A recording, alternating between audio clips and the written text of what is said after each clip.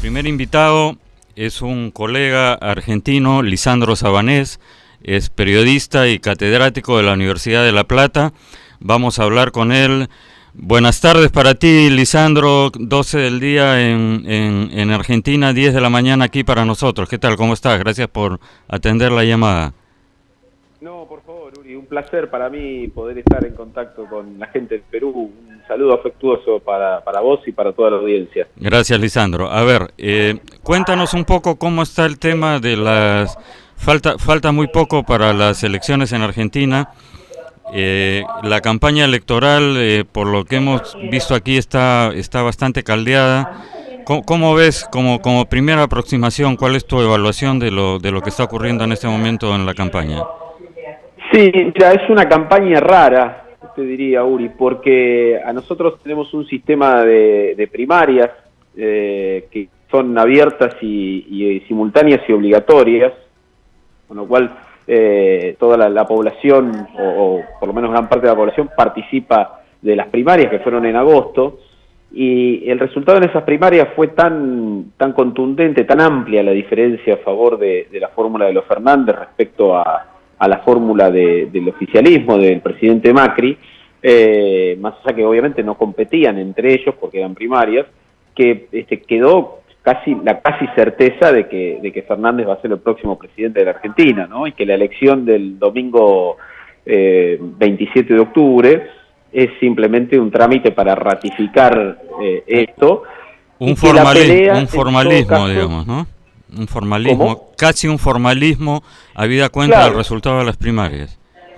Claro, exactamente, casi un formalismo y con la pelea secundaria que se abre alrededor de la composición del Congreso, un tema que ustedes en Perú saben bien es clave para la gobernabilidad. Así es. Y el futuro liderazgo de la oposición, porque lo que algunos creen que está haciendo el presidente Macri en campaña ahora, más que intentar dar vuelta a la elección, como él pregona obviamente, es consolidar su rol como líder de la futura oposición, en desmedro de otros dirigentes de su espacio que tienen esa misma ambición, ¿no? A partir del 10 de diciembre, cuando asuma Fernández como presidente. Correcto. Entonces, a ver, has dicho varias cosas interesantes, Lisandro. Vayamos por la última. Entonces, lo que entiendo que dices es que Macri ya está resignado a perder la elección. Ya sabe que no va a continuar como presidente de Argentina y lo que quiere es, digamos, ganarse su espacio de cara a los próximos... ¿Cuántos años es el mandato allá? ¿4 o 5 el presidencial?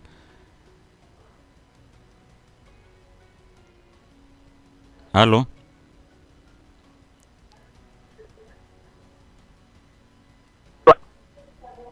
Hola, hola. Sí, Lisandro, no sé, se cortó brevemente Hola. Lisandro, ¿me Sí. escuchas? Se cortó brevemente la comunicación. 4 años el mandato. 4 años el mandato.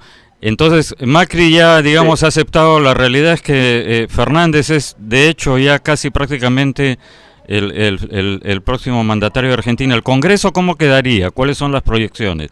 ¿Habría mayoría del futuro? No, el Congreso... Sí, el Congreso tendría una mayoría del futuro presidente porque además de los diputados que ingresarían propios, digamos, en esta elección, en Argentina, como suele suceder en Latinoamérica en general, también muchos diputados suelen acercarse al calor oficial, ¿no? Después de la elección. Entonces, el pronóstico es en ese sentido muy positivo para Fernández. Pero bueno, nunca está de más tener mayoría contundentes y robustas en el Congreso, porque eso ayuda a la gobernabilidad y facilita la sanción de los proyectos, ¿no? Entonces, claro, Argentina tiene para explicarle a los amigos aquí, Argentina tiene un Congreso a diferencia del peruano bicameral, es decir, hay bicameral, diputados y sí. senadores. ¿La proyección es que el peronismo Fernández tendría mayoría en ambas cámaras? Sí, en ambas cámaras. Bueno, eso le permitiría. Ahora, digamos, la percepción de algunos analistas aquí en el Perú es que Macri fracasó porque trató de implementar un gradualismo económico que, dada la coyuntura, valga la redundancia, económica de Argentina, no era dable, ¿no? Es decir, digamos, para poner el ejemplo de tienes una persona con la pierna con gangrena y bueno, en ese caso se requeriría una cirugía radical y no empezar a cortarle un pedacito de la pierna y a la semana siguiente decirle te voy a cortar un pedazo porque ya a la segunda o tercera el paciente dice, ¿sabes qué? Quiero cambiar de médico, ¿no? Es una caricatura un poco gruesa, pero tú dirías que es un poco un ejemplo de lo que ha sucedido, es decir, un cambio de modelo económico que debió en todo caso hacerse, como se hizo en el Perú, ¿no? Al calor de la luna de miel y de una sola vez, por más brutal que sea, y no estar haciéndolo por pedacitos, o hay otros elementos que explican esta migración hacia el peronismo nuevamente. Yo creo que a ver, es contrafáctico decir qué hubiera pasado si se hubiera hecho de otra manera, ¿no? Hay el sector más liberal de la Argentina, digamos, de los analistas y de los políticos argentinos. A Macri le ha surgido una oposición también liberal que tiene presencia en esta elección, aunque minoritaria. Le reclaman eso, que él tendría que haber sido más directo y más profundo en las reformas y no aplicar el gradualismo. Desde el gobierno le contestan con cierta razonabilidad que eso hubiera generado una crisis política tremenda en la Argentina y que le hubiera costado la gobernabilidad a Macri. Macri el único quizá mérito que se lleva de estos 4 años, o el principal, para ser más justo, es que va a terminar su mandato en un país que los gobiernos no peronistas les ha costado históricamente muchísimo terminarlo, ¿no?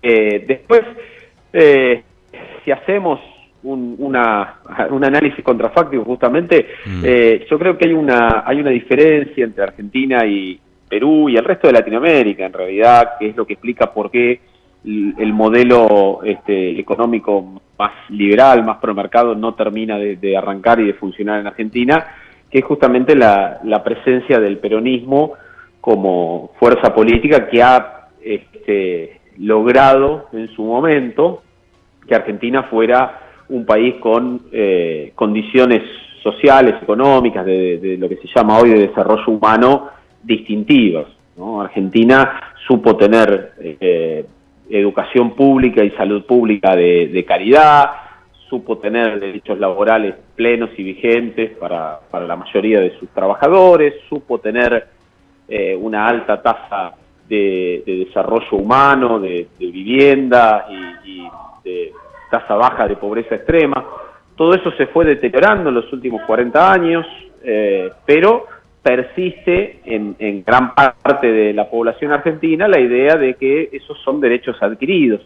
Y eso es incompatible con la aplicación de políticas pro mercado, ¿no? Por lo menos en su etapa inicial, y a todos los gobiernos que han querido aplicar políticas pro mercado les ha costado muchísimo desmantelar toda esa estructura, porque obviamente el desmantelamiento de todos esos, de todo ese entramado implica el empobrecimiento de gran parte de la población, ¿no?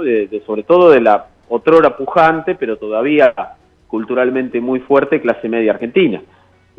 Macri se ha enemistado con su propia base electoral. La clase media argentina, que fue la que mayoritariamente lo votó en 2015, se encontró en estos 4 años que gradualmente, pero de todos modos en esa línea, se le fueron quitando recursos económicos, encima en pos de un objetivo que nunca llegó, que era que vinieran las inversiones extranjeras, que el país se reactivara, que la economía se ordenara, que bajara la inflación, que se firmaran tratados de libre comercio.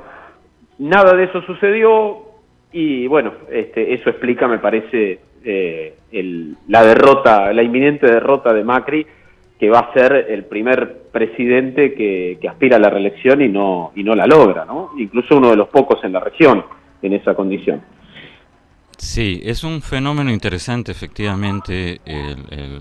Bueno, no sé si he sido claro, pues es una... Sí, claro que sí, claro que sí, pero es la pregunta que muchos, incluido yo, nos hacemos. O sea, ¿qué pasa en Argentina que efectivamente no cuajan esas políticas. Hay un chip un poco de papá Estado. Claro, se explica históricamente por el recuerdo de los viejos buenos tiempos del peronismo, pero estamos hablando de un mundo de hace más de 50 años y evidentemente el mundo ha cambiado y en este momento ese tipo de demandas como que no hay alguien tiene que pagarlas. El Estado cuando hablan de la repartición, la redistribución, es un poco como si existiera una riqueza que está flotando en el aire y la solución mágica es una torta que si la cortamos de otra manera va a haber redistribución, ¿no es cierto? Pero en realidad no existe. Esa torta se va creando todos los días, como sabemos, a condición de que haya políticas que generen un marco de previsibilidad y de certezas que estimulen la inversión, que no es el caso en Argentina, ¿cierto? Luego de las primarias se disparó el dólar, se disparó la inflación, los mercados entraron en pánico.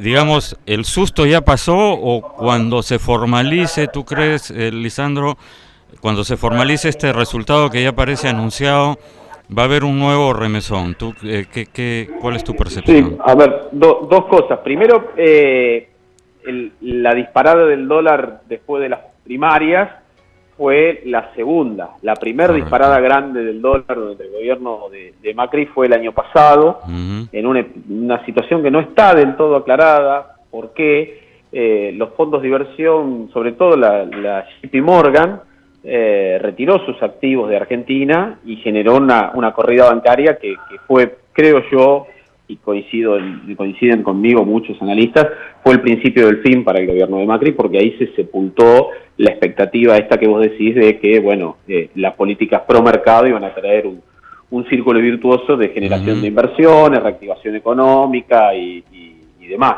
¿no? Porque ese es el problema de Macri. No es solo la expectativa por un Estado más presente, que tienen gran parte de los argentinos, sino que el otro modelo nunca funcionó, nunca logró arrancar, ¿no? Entonces, la corrida esta última de la elección me parece que ya parte más de lo mismo, digamos. Correcto. No es algo novedoso. El gobierno la intentó vender como que era culpa de Fernández, pero me parece que eso es más una artimaña electoral que un análisis concreto de la realidad. Estaba ya al caer que Macri no generaba confianza en los mercados por falta de gobernabilidad y porque era muy previsible que perdiera, y bueno, cuando eso se concretó se disparó el dólar y se devaluó nuestra moneda, ¿no? Ahora, después, lo que vos decís, yo creo que hay una segunda mirada, Uri, si me permitís. Sí, claro que sí. Que tiene que ver con que esa demanda de que el Estado esté más presente y de que haya mejores condiciones laborales y más derechos como hubo en otra época en el mundo, eso coincido que hoy no está presente, me parece que vuelve bajo diferentes formas, ¿no? Porque es lo que un poco empujó a Trump a ser presidente de Estados Unidos, es un poco lo que empujó el Brexit en Gran Bretaña, es un poco lo que está llevando al ascenso de los nacionalismos o de las derechas alternativas en Europa, ¿no? Esa idea de que antes estábamos mejor. Después podemos discutir si es posible o no, si no se puede, si el mundo cambió definitivamente. Claro. Pero me parece que Argentina, a su manera, con sus instrumentos, con la vuelta de un peronismo más peronista, si se quiere, y ya no tan kirchnerista, está en ese sendero, ¿no? De decir, queremos estar como estábamos antes, que estábamos mejor de lo que estamos ahora. Pero no creo que sea en eso voy a diferir con vos, no creo que sea un fenómeno aislado y que pase solo en Argentina. Me parece que es algo que va creciendo con sus matices, ¿no? Porque no tiene mucho que ver Trump con Alberto Fernández, claramente, ni la Argentina con Estados Unidos. Pero sí me parece que hay un hilo que une eso de esa idea de Trump diciendo voy a reabrir las fábricas, y Fernández diciendo, bueno, más o menos también lo mismo, vamos a reabrir la fábrica, vamos a reactivar la economía argentina. Claro, después sí. Veremos. Claro. Ahora, ya para llevarte un poco la contra también, pero Es No, cierto, está bien, está no, bien. está bien, para hacerlo más entretenido. Pero hay una diferencia, Sí, sí. creo, entre Trump, digamos, entre la sociedad estadounidense y me parece la sociedad argentina. Es decir, efectivamente, Trump dice América primero, olvidemos del globalismo, pero en Estados Unidos está instaurado el tema de la necesidad de trabajar duro, o sea, 99% transpiración y 1% inspiración, ¿no es cierto? Y me da la impresión que, bueno, en Argentina y en otros países de Latinoamérica todavía está el tema del maná estatal, ¿no? Es decir, Trump está tratando de desregular y de darle mayor impulso a la empresa privada y ha eliminado impuestos y eso ha permitido que en ese momento Estados Unidos tenga la tasa histórica de desempleo más baja de los últimos 50 o 60 años. Me da la impresión de que el peronismo opera bajo la vieja fórmula del subsidio. Es decir, No, mira, le el le subsidio, tiro la dinero verdad al que problema, pero el problema sigue ahí. sí. O, No, no, sí, el subsidio ha sido, en su momento fue un remedio que se aplicó para una situación de extrema gravedad. Argentina sí. llegó a tener, también producto de un intento de imponer políticas de mercado a principios de siglo, llegó a tener casi 50 puntos de desocupación entre los jóvenes y 25 puntos de desocupación general. En ese momento se aplican planes de subsidio que, bueno, funcionan como un paliativo, pero que a la larga han generado, coincido con vos, cierta cultura de vivir de eso y no del trabajo, ¿no? De todos modos, me parece que eso no es irremediable, me parece que eso no es general, me parece que eso, en todo caso, el gobierno de Macri lo ha ampliado porque ha duplicado la entrega de planes sociales, más allá de su retórica pro mercado, en los hechos, tal vez temeroso de que las consecuencias sociales de su plan económico generaran revueltas en los sectores más populares, ha ampliado, ha multiplicado la entrega de planes sociales. Pero yo creo que también hay un gran porcentaje de la población que, aunque recibe subsidios, quiere tener un trabajo estable, quiere tener un trabajo fijo, quiere acceder al crédito. El plan social no te permite acceder a ningún tipo de crédito, serio por lo menos. Quiere regularizar su economía y si encontrara dónde, dejaría el plan social para hacerlo. Yo no soy tan pesimista en decir que ya está perdida esa batalla, que es una pelea que hay que dar, por supuesto, porque claro. sí, hay sobre todo las nuevas generaciones, esto es un fenómeno global, Uri, vos sabés que, sí, claro que sí. En todo Occidente se da que los ninis, los jóvenes que no estudian ni trabajan, sí, porque no solo porque no encuentran, sino porque no quieren. Pero me parece que si se reactivara la economía, muchos que hoy no les queda otra que vivir de un subsidio aceptarían gustosos volver a tener un trabajo, ¿no? Que es otro desafío también para la economía del mundo, porque la tecnología está restringiendo muchísimo. Claro, educar y preparar trabajos para el siglo XXI, ¿no? Ayer conversaba en el programa con un invitado que me hacía notar que de aquí a 20, 30 años la mitad de los empleos que hoy existen ya no van a tener razón de ser debido a la automatización y la inteligencia artificial, y el problema en el Perú, decía, es que estamos educando para el siglo XX y no para el siglo XXI. Entonces estos chicos de 5, 6, 7 años, cuando lleguen a los 18 o 20 años, van a estar en el aire, ¿no? Los neoninis los llamaba. Quería un par de preguntas más, Lisandro, agradeciendo tu paciencia ahí. Por favor, es un placer. Fernández, me refiero a Alberto, al candidato presidencial. ¿Tiene realmente... los dos son Fernández. Sí, Fernández y Fernández. ¿Tiene preso?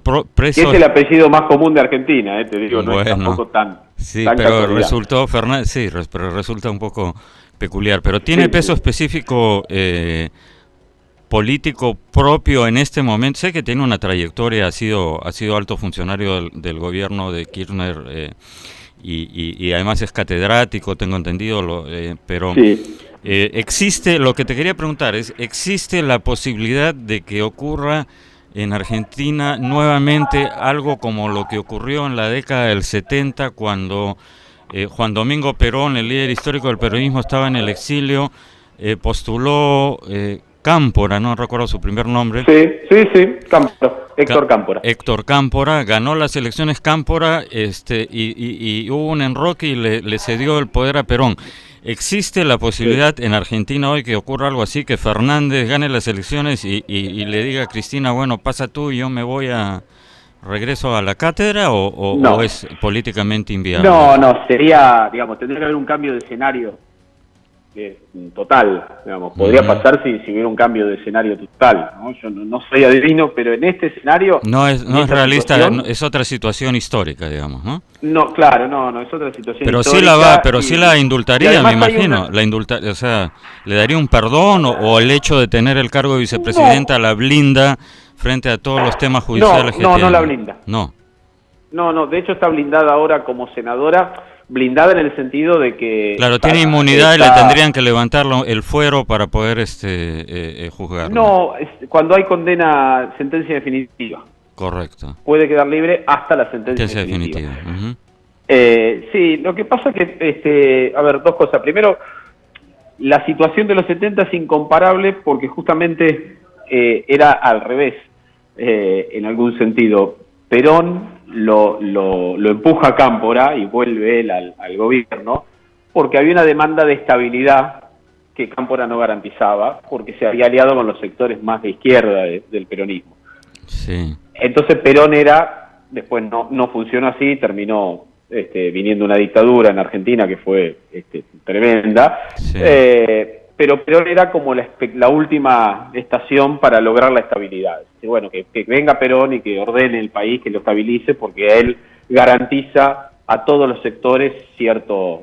Claro, tenía prédica tanto en el ala izquierda como en el ala derecha del peronismo. Exactamente. Y ganó él su elección después de Cámpora con el 63% de los votos, cifra nunca superada en la historia argentina, ¿no? O sea, entonces, votaron no peronistas por él también para tratar de conseguir un poco de tranquilidad política. Uh-huh. Entonces era la situación inversa. Ahora Cristina promueve a Alberto Fernández porque sabe que ella no tiene prédica en todos los sectores, si bien es la principal líder política de la Argentina, tiene un techo que le impide llegar a la mayoría de los sectores de los argentinos.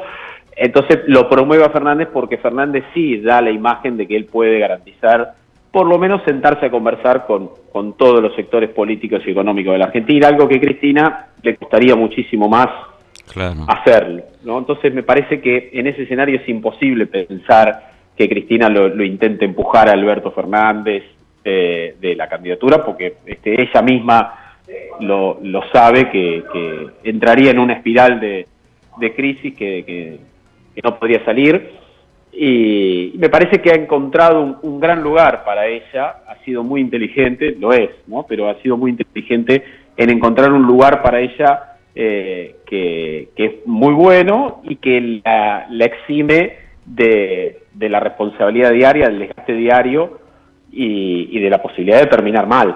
Claro. ¿No? Porque yo creo que ella sabe y es lo más posible que si ella hiciera eso terminaría muy mal para todos, inclusive para ella. Así que no lo descarto hoy en este escenario, lo descarto de plano esa Perfecto, situación. Lisandro. Te agradezco muchísimo tu tiempo y tu atención. Vamos a estar en contacto más adelante, después de las elecciones, para hacer un análisis de cómo fueron las cosas. Te llamaré nuevamente y muchísimas gracias. Hasta cualquier momento.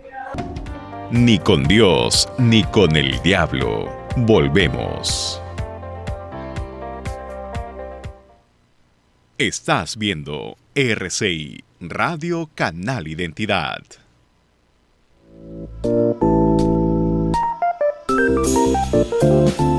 Café Solar de Samaniego. Disfrútalo sin azúcar.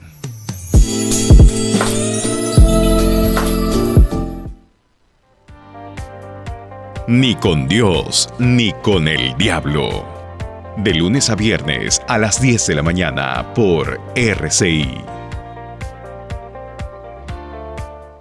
Estás viendo RCI, Radio Canal Identidad. Ni con Dios, ni con el diablo. Continuamos.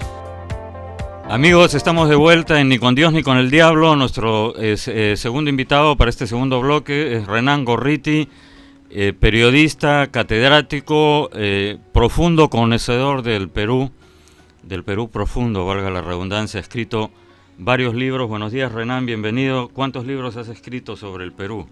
Gracias, Uri. Permíteme saludar a todo el público oyente y felicitándote en nombre de la cultura y del progreso. Gracias. Por esta pasión tuya de llegar siempre a la verdad. Y bueno, en verdad he escrito más de 35 años sobre la identidad nacional peruana.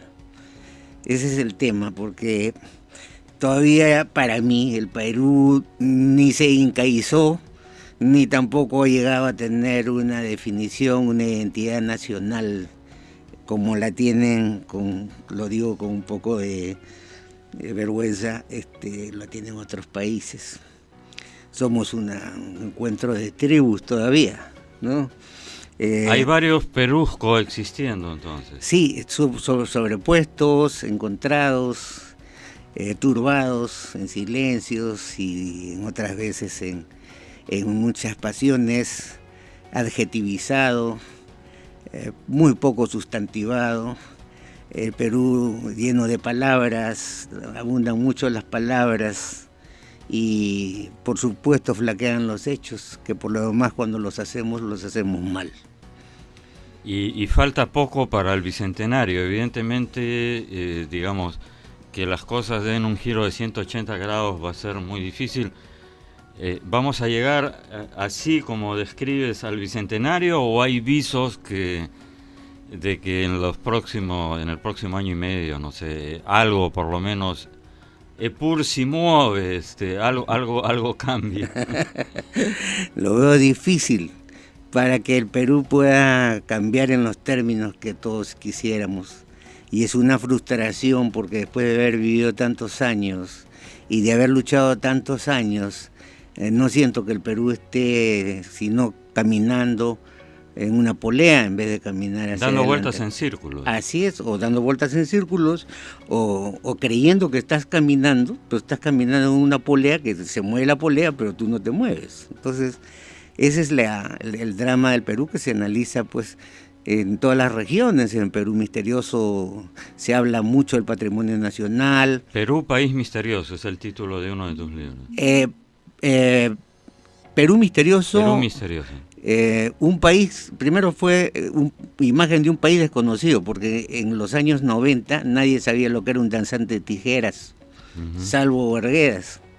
Pero con el tiempo, el turismo y esto, entonces se ha ido avanzando, ha habido un poquito más de conciencia nacional y ya no era un país desconocido porque vino lo de Machu Picchu y todos los libros escolares de Estados Unidos, la octava maravilla del mundo fue puesta como, ¿no?, en valor y hubieron corrientes migratorias internacionales y como al mismo tiempo también mucho flujo de turismo, lo que ha producido divisas para el país un buen tiempo y se llegó a cubrir las metas. Entonces el Perú, digamos, cambia y ya ahora, antes hace 10 años, 20 años, 30 años, no existía pues lo que ahora, el descubrimiento de Caral, bueno, primero por la momia Juanita, en fin. Claro, pero sobre eso te quería preguntar, Renan, este Perú tribal lo has llamado tú, ¿no es cierto? Sí, es un encuentro de tribus. Este Perú, el hecho de que este Perú sea, como tú dices, tribal, sería la razón por la cual los elementos que nos unen tienen que ver con cosas más que con personas. Es una observación que hizo en este programa el embajador Ernesto Pinto, ¿no? Él dice, por ejemplo, en Alemania los símbolos nacionales son Goethe o Beethoven, ¿no es cierto? Entonces tú vas a Alemania y te pasean por la casa de Beethoven, te hablan de Beethoven o te hablan de Goethe, de las obras de Goethe. Y en el Perú las cosas que nos unen son piedras, ¿no? Es decir, sitios, lugares o comida, pero no hablamos de personas que puedan, digamos, concitar un consenso en torno a ellas, salvo quizás figuras como Grau, no sé, pero muy contadas, ¿no? Claro. Te has puesto, y tú mismo ahora me hablas de Caral, me hablas de la momia Juanita, eso, pero tendría razón de alguna manera el embajador Pinto y explicaría eso, el hecho que no podemos tener consensos en torno a personas, sino más bien discrepancias muy agudas, ¿no? En lo político y en lo histórico. Hasta ahora se debate si Leguía fue bueno o fue malo, ¿no? Uh-huh. Han pasado más de 100 años. Claro. Y notas un apasionamiento a ellas. Hasta ahora hay leguistas y antileguistas. Sí. Y han pasado más de 100 años, ¿no es cierto? Para no hablar de fujimorismo y antifujimorismo, porque uno podría decir, bueno, esto es reciente, ¿no? Ajá. Hay velasquistas y antivelasquistas. Claro. Estamos hablando de 50 años. Así es. Es decir, en torno a personas o a ideas de Perú no nos ponemos de acuerdo. Tenemos que llegar a consensos en temas como el turismo o la gastronomía. Eso es lo que nos une. Bueno, claro, no hemos procedido aún de la colonia, ¿no? Acuérdate que en nuestro pasado, pre-Inca e Inca, ¿no? No tuvo escritura, ¿no es cierto? Tuvo más estadísticas. Claro. Ya, entonces mira... Aunque los quipus se supone que son una forma de escritura, ¿no es cierto? Casi, sí, hay una forma larvada de escritura. Hay un libro de Alfonsina Barrionuevo que acaba de escribir, que la historia de los quipus, no lo he leído todavía, pero parece que por ahí va, pero en fin. Claro, me ciño un poco más a historia, digamos, a antropólogos, o sociólogos, como el caso de Luis Lumbreras, ¿no? Gente que está... Pero sí, el país nuestro es un país, digamos, despersonalizado, porque si lo miramos desde el punto de vista del mundo cristiano occidental, allá se conoció la rueda, se conoció la pólvora, se conoció todo eso. Aquí no hubo rueda, ¿no es cierto? Es la cultura de la piedra, no fue la cultura de los metales. Pero aún así, en todo este universo,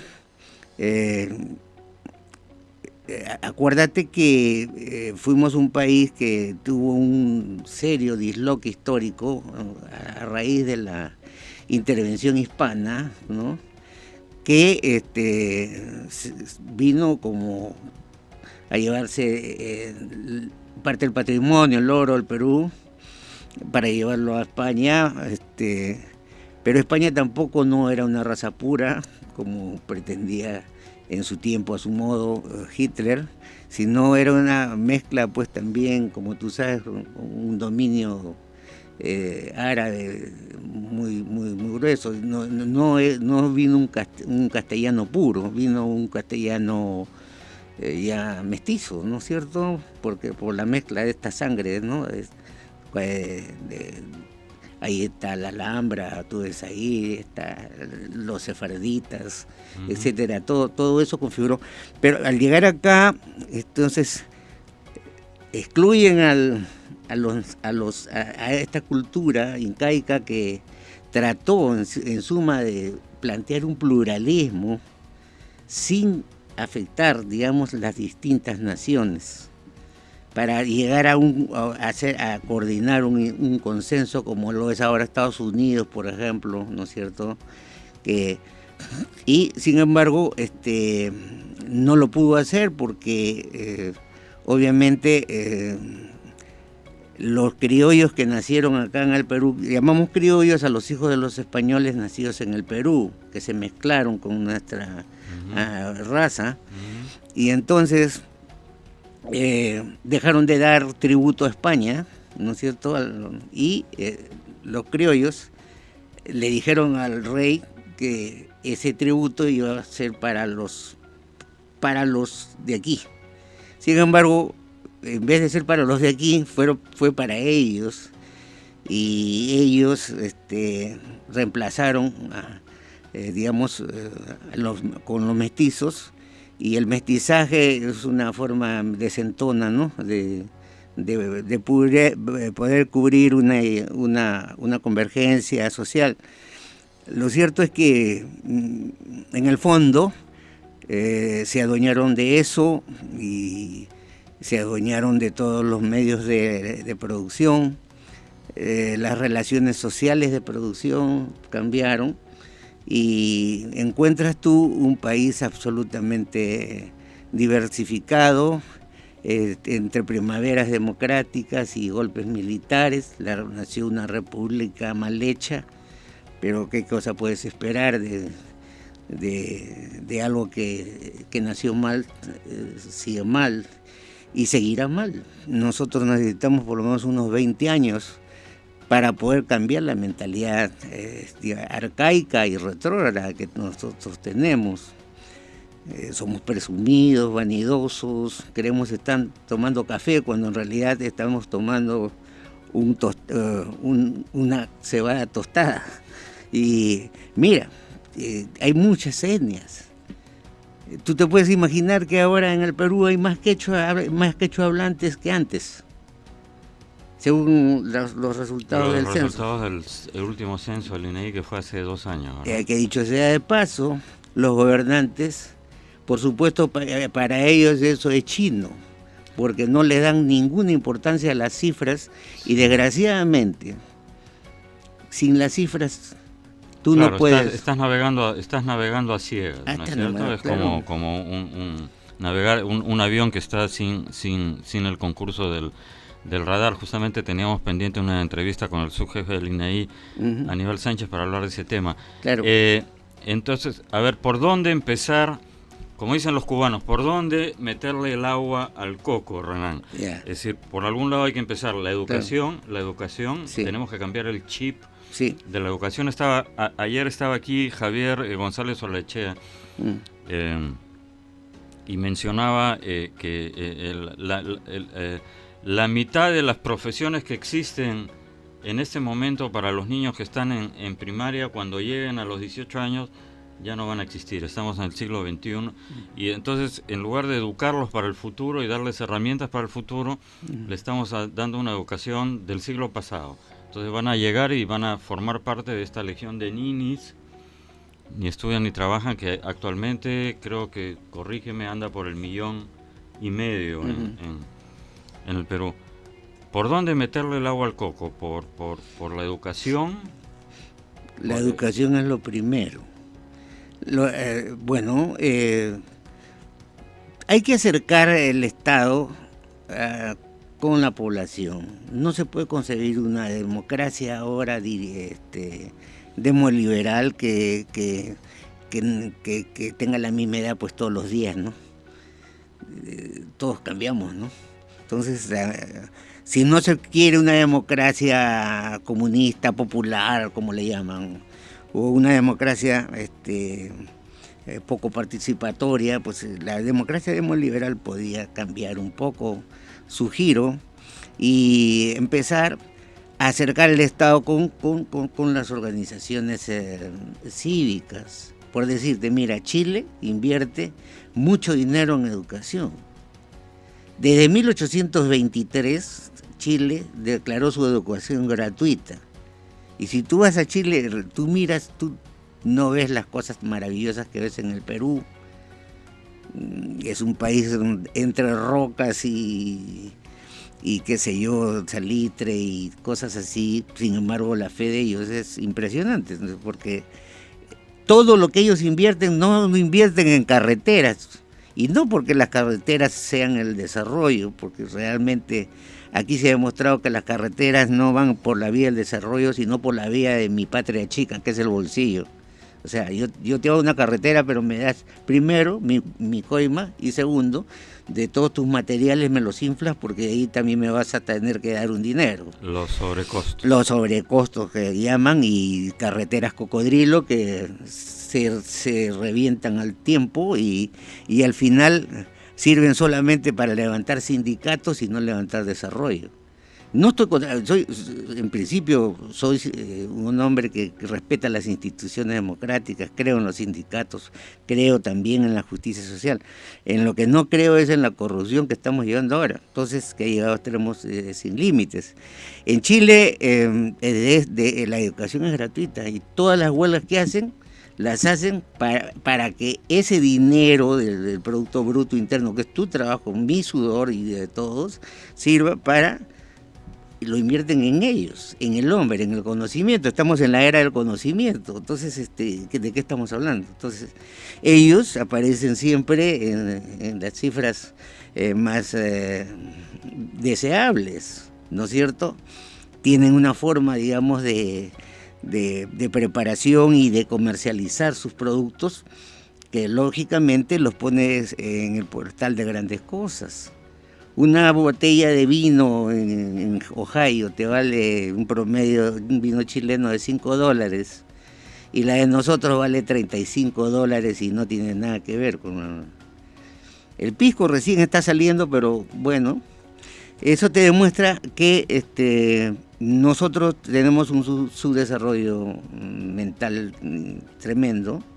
Nuestros indicadores sobre el desarrollo, el nivel de proteínas, la esperanza de vida, etcétera, han bajado mucho. Claro, no tanto como antes, pero han bajado,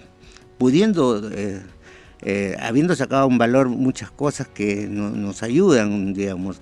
La economía, por ejemplo, ahora en este mes ha crecido 3.39, está muy bien, gracias al aporte de la minería, ¿no es cierto?, y de la textilería, y no la metálica exactamente, pero, pero ¿qué cosa es lo que nos impide ponernos de acuerdo? ¿Por qué el Estado nunca llega a ponerse de acuerdo con las organizaciones? Yo haría workshops, en vez de... Ahora que no hay congreso y que el elefante no está ahí, porque nos tapaba, digamos, como un muro, tenemos más clara la visión entre yo que estoy aquí y tú que eres el presidente, porque te puedo ver, ya no tengo acá el Parlamento encima. Pero entonces, ¿por qué los ministros no están bajando y hacen unos workshops? ¿Por qué no llaman a todos los dirigentes regionales?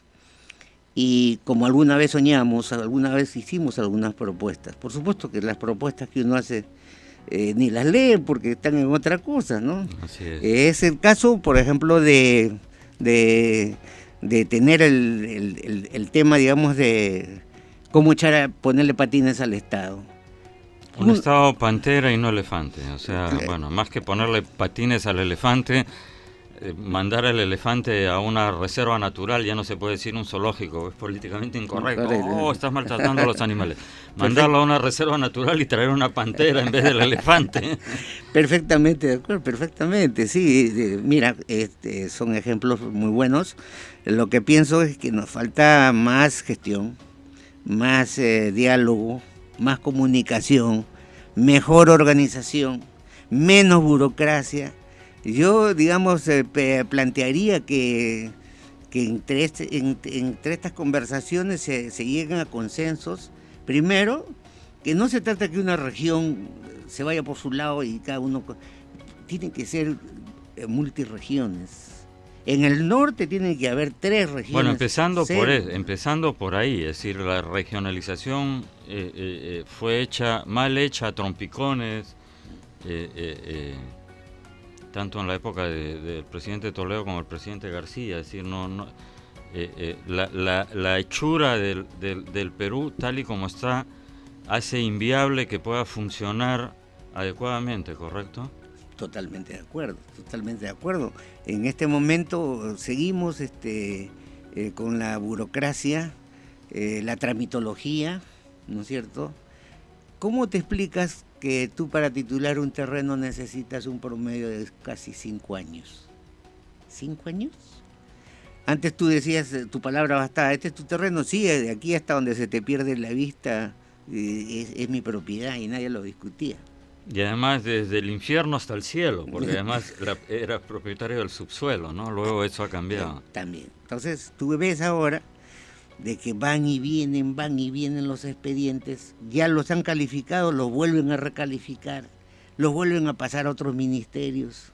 Es decir, es una locura, porque yo plantearía que en un plazo perentorio el tiempo de permanencia de una tramitación no debe ser reducido a una tercera parte, para que puedan circular, pueda circular el Entonces, país. para ir resumiendo, Hernán, educación para la vida y para el futuro, digamos, como el modelo finlandés, por ejemplo.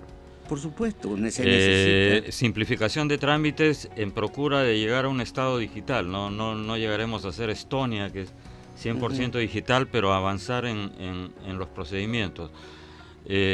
Una reformulación del concepto de regionalización. Sí, con participación, por supuesto, de los... Quizá un cambio a la Constitución para ver el tema de la propiedad del subsuelo que se podría otorgar a las comunidades, que no sea ni el Estado ni las empresas privadas, nacionales o extranjeras, las propietarias, sino los propietarios del suelo, los propietarios del subsuelo. Podría ser una fórmula. Sí, me parece una excelente idea que debe ser recogida. Y sobre todo aprender a dialogar, que es lo que en este momento estamos muy crispados, ¿no es cierto? Demasiado crispados. Muy polarizados. Sí. ¿Tú crees que es posible llegar, para mí un ejemplo muy claro de a qué punto de tensión hemos llegado es cuando, de manera a mí me parece muy sensata, Pedro Larechea le dice a Martín Vizcarra, encontrémonos a dialogar en la catedral, en el arzobispado, a mitad de camino entre Palacio de Gobierno y Palacio Legislativo, ni para ti ni para mí, ¿no? Y al final ese encuentro no se produjo, y me parece, lo menciono porque es muy reciente y de alguna manera ejemplifica, es decir, parece que nadie quisiera dar el primer paso, entramos, ya el tiempo se nos va en una escalada, hay un montón de tela para cortar, y desde ya me comprometo a invitarte a otro programa con un poco más de tiempo, porque hay mucho para reflexionar, mi querido Renan. Sí. Pero no logramos ponernos de acuerdo, ya nadie se acuerda quién tiró la primera piedra o quién disparó el primer tiro, y estamos en una escalada que no da avisos de desescalar, ¿no? Es decir, claro. Aterrizando un poco todos estos conceptos, y para ir cerrando la entrevista, Renan, ¿cómo crees tú que se va a desenvolver? Va a haber elecciones para el próximo, ya casi después de todo lo que hemos hablado, casi da vergüenza aterrizar a esto que parece la menudencia, pero de todas maneras, hay quienes dicen que las próximas elecciones van a definir el perfil futuro del Perú, en el sentido que hay quienes temen que llegue una izquierda muy fuerte, que cambie la Constitución, cambie el régimen económico de mercado, y terminemos en una especie de Peruzuela. Hay quienes dicen que no, que esa es una visión, digamos, apocalíptica y pesimista de las cosas. ¿Cuál es tu punto de vista al respecto? Bueno, mira, yo sigo pensando que el peruano es un hombre luchador, es un hombre de buena fe. Ha sido maltratado muchas veces por la historia y engañado. Obviamente un perro azotado es un perro quejoso, lastimero, pero sabio al mismo tiempo. Se le niega, nos hablan como para brutos, muchos medios, los gobernantes. Se subestima la capacidad del peruano. Totalmente. Entonces, que es más sabio de lo que muchos políticos creen. Así es. Porque... Y naturalmente, instintivamente emprendedor, ¿no? Es decir, quizá no sepan mucho o nada o poco de teorías económicas, pero en la práctica todos los días, digamos, el Perú es un país de emprendedores, de capitalistas, ¿no? Exacto. Mira, por eso me gustan los pueblos chicos. Los pueblos chicos siempre se arreglan sus problemas rápido. El problema es que Lima no es la capital del Perú, Lima es un país que desde todos y al mismo tiempo de nadie, es ingobernable, algo que nadie cree.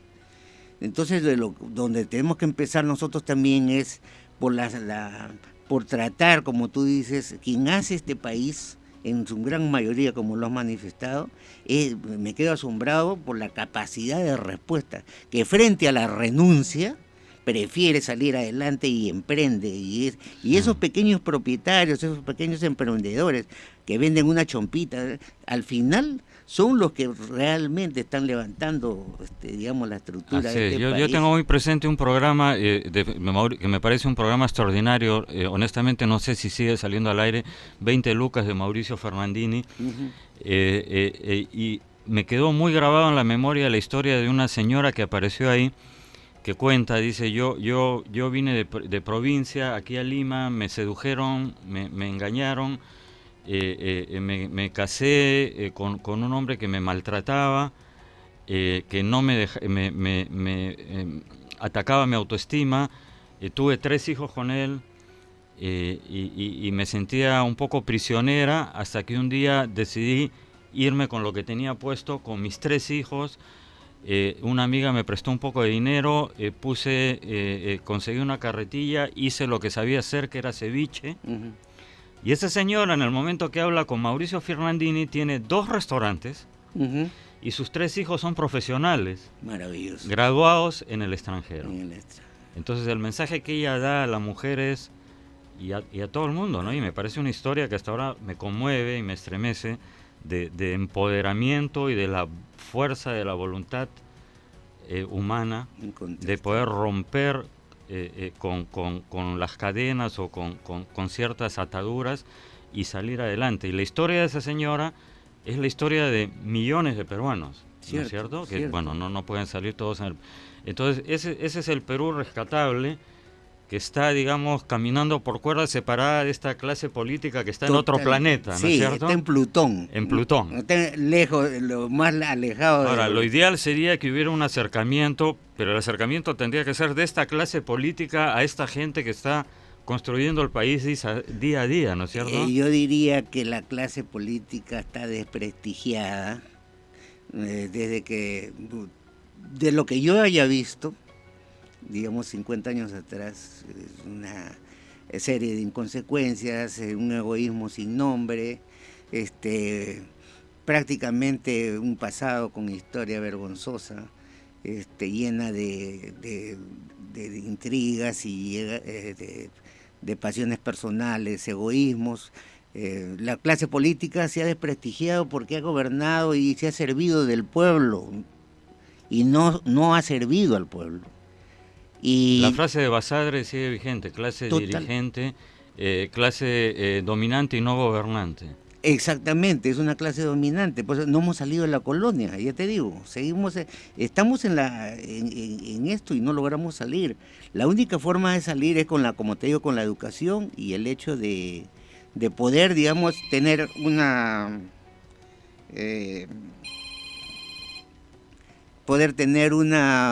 mejor visión de futuro, ¿no?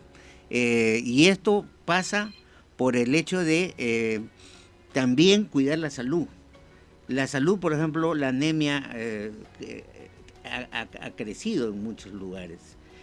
Y una reforma inmediata, yo no sé, el Ejecutivo en este momento tiene muy poco tiempo.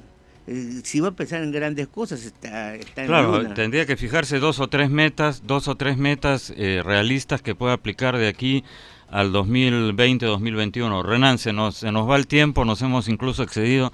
Te agradezco muchísimo tu presencia, tus reflexiones han sido muy valiosas. Ya habrá ocasión de conversar largo y tendido nuevamente.